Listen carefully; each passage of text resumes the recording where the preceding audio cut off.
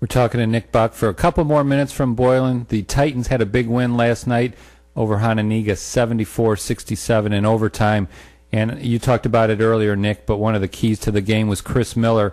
In the third quarter, he had 14 points. He could have had 17. That three from the corner just went in and out at the buzzer. But, he was on fire, and that's what he said to me after the game.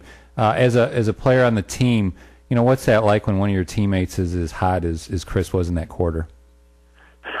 Well, we as a team, we just say, get him the ball. If one of us is hot, we get him the ball. Right. And, until he cools down, it's his game. And that's what I love about our team is we have 8 different guys that can get hot. And last night it was Chris. And tonight it could be Mormon or Angel. It's just the great thing about our team. So, and our team isn't a me-first team. It's a team first. So no one has a problem with giving up the ball to Mills if he's hot. So that's what I love about our team. Nick, how do you prepare 2 big back-to-back games? You played Hononegah last night. You've got Homewood Flossmoor tonight, which their record is really deceiving. They're 12-7, 4-2 in the conference. But we all know the Chicago public teams that are down in that, their 12-7s are equivalent to our 8-1s. How do you prepare for 2 games back-to-back during practice? Do you take that week and focus more so on your conference game and then the other game tonight? Or how do they incorporate both of those? Well, the focus all week was Hononegah because that's the conference game, so that's the one that matters most. And we haven't even really talked about Homewood yet. We have a walkthrough this morning where we're going to go over personnel, what they do.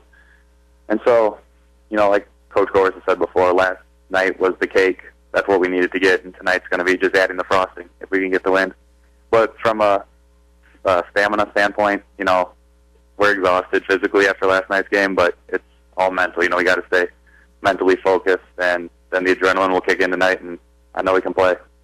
Yeah, and I know Homewood Flossmoor is talking to their coach late yesterday afternoon. They've got 4 players in double figures, and really only 2 players, really one that can shoot the 3, maybe a couple at the most. But looking at the games that they've played, not really an impact. So you'll have to contend with 4 players that are double figures. Any strategy against Homewood Flossmoor as far as a team of their caliber coming into Boylan? Coach Goer said, we can play with them. They're beatable. So the most important thing is to come in and match their intensity right away. Try and top it. And they're athletic, they're quick, they're strong. So we got to be at the top of our game tonight. Every loose ball's ours, every rebound's ours, because they're not going to give up. So we're going to have to bring more passion and intensity than them. Nice story about you and Armani and Jason Painter in the paper this week, the Postmasters. Looks like you're looking at the Chicago skyline. That was a nice story. Nick and Emily Trop did a nice job with that. And, Mario Donaldson said to me last night, he said, the thing about Boylan is they're so big. He said, they're bigger than us at every position. And I thought that was really key last night that you guys dominated inside the paint. Yeah, that's been the difference for a lot of games this year. Like I said earlier, we have our guards that get hot from the perimeter, but we also have our posts down low. I mean, I think me, Jason, and Armani have all had 20-plus point games, which is huge because when other teams plan strategy on us, they don't know which one of us they need to focus on the most. So it's been a great advantage. Last night, I got in foul trouble early. Jason was able to come in and, take care of business. So it's been a blessing to have all 3 of us.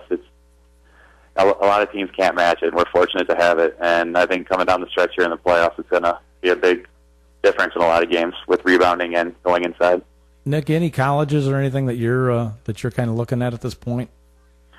I've been getting a lot of interest from a couple of Division II and Division III schools, and I'm not close to making a decision yet because I'm still a senior. The season's going on, and I'm focused on that right now. And then once the season finishes, I'm most likely going to commit to one of those schools.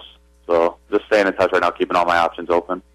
Well, I'm not a coach, Nick, but I went to Marquette, so keep the Golden Eagles in mind, will you? Oh, I will. That sounds intriguing. Yeah.